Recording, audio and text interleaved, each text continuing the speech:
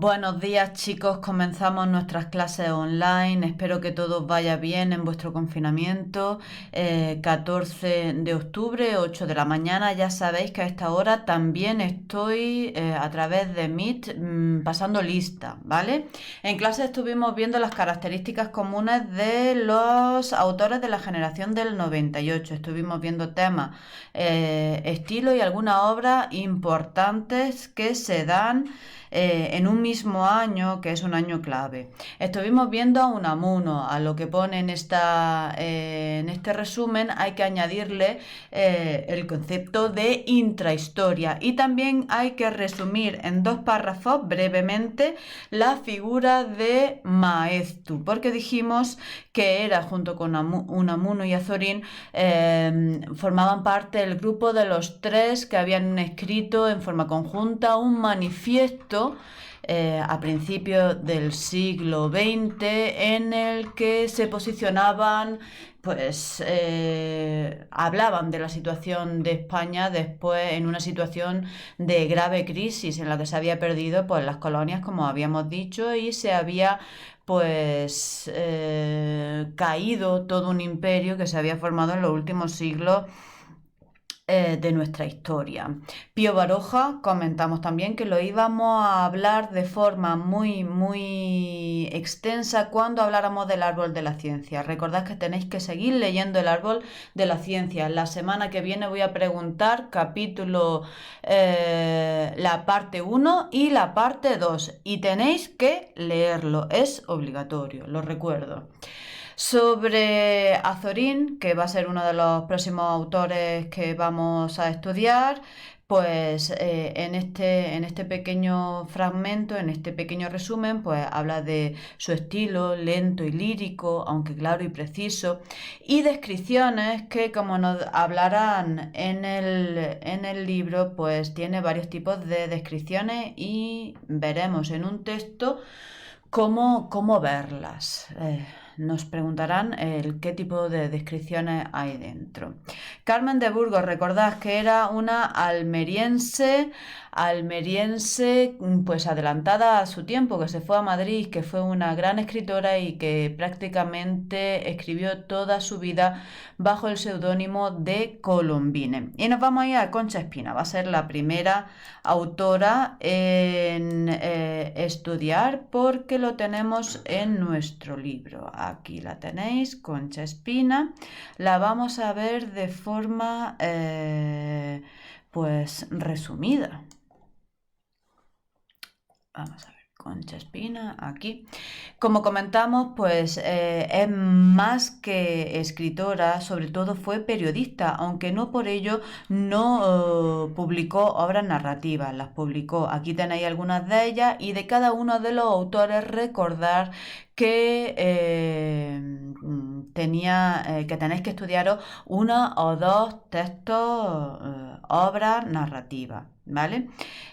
Como comenta el libro, pues fue una mujer muy ilustrada, muy culta, algo que no era muy común en la época, porque las mujeres ya sabéis que a lo largo de su historia pues han tenido una situación social pues siempre un poco más desprivilegiada que el resto, que los hombres, porque en las familias pues siempre se la ha animado a hacer otro tipo de cosas y no precisamente a estudiar ni a leer libros. Básicamente por eso. Fue rechazada por ser mujer también, eso, aunque tuvo mucha fama para entrar en la RAE e incluso fue propuesta como premio Nobel de Literatura. Y sobre Azorín, nos vamos directamente a José Martínez Ruiz Azorín, porque de él pertenece La voluntad de 1902, que lo hemos visto con anterioridad, y de él vamos a leer el texto de las nubes. Lo vais a leer detenidamente y vais a contestar a estas preguntas. El relato parte de un hecho incierto. ¿Cuál es? ¿Por qué crees que usa esta afirmación falsa el autor? B, fíjate en los dos tipos de descripciones. Aquí nos habla de los dos tipos de descripciones. Habla de fotos fijas con un estilo lento y lírico. Y por otro lado, habla también de miniaturista, es decir, que es una prosa llena de detalles, descripciones muy sensoriales, pues que tiene rasgos modernistas. Modernista significa que tiene menos preocupaciones sociales, que su intención es más la de gustar, la de hablar de lo bonito, de todo aquello que pueda gustar en sí el arte. Concha Espina, que hemos visto con anterioridad, le pasa un poquito igual, se aleja un poco de las preocupaciones sociales, es mucho más lirista. ¿Vale? Y como última pregunta, ¿de qué son símbolos las nubes y por qué crees que son tan importantes para dar título a este texto que está, como veis, publicado en Castilla, que es un texto periodístico, que Castilla era un periódico, no era ninguno de sus textos narrativos. Pero sin duda ahí se formulaba en los periódicos pues todos los intelectuales, todos los cultos de la época escribían textos argumentativos hablando sobre las preocupaciones que tenían sobre España. Carmen de Burgos.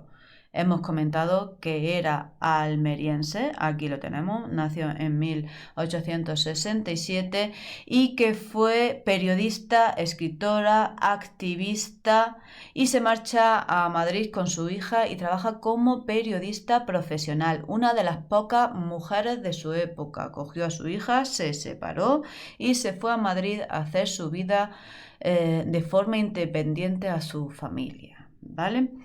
Se conoce también por ser una gran activista de los derechos de la mujer y, como os he comentado antes, sobre todo utiliza el seudónimo de Colombine. Vamos a leer un fragmento de una de sus obras que se llama La misión social de la mujer, ¿vale? Tenía que huir desesperada, precisamente salía el domingo barco de Almería para Orán. Todo era adelantar el viaje una semana. Caminando por la noche podría llegar a tiempo. Cuanto más lo pensaba, veía que era lo mejor que podía hacer. Sentía los comentarios solo por ella, pero no había otro remedio. Si seguía allí ocurriría una barbaridad. No podría ver que un hombre, fuese como fuese, ponía la mano sobre Pura.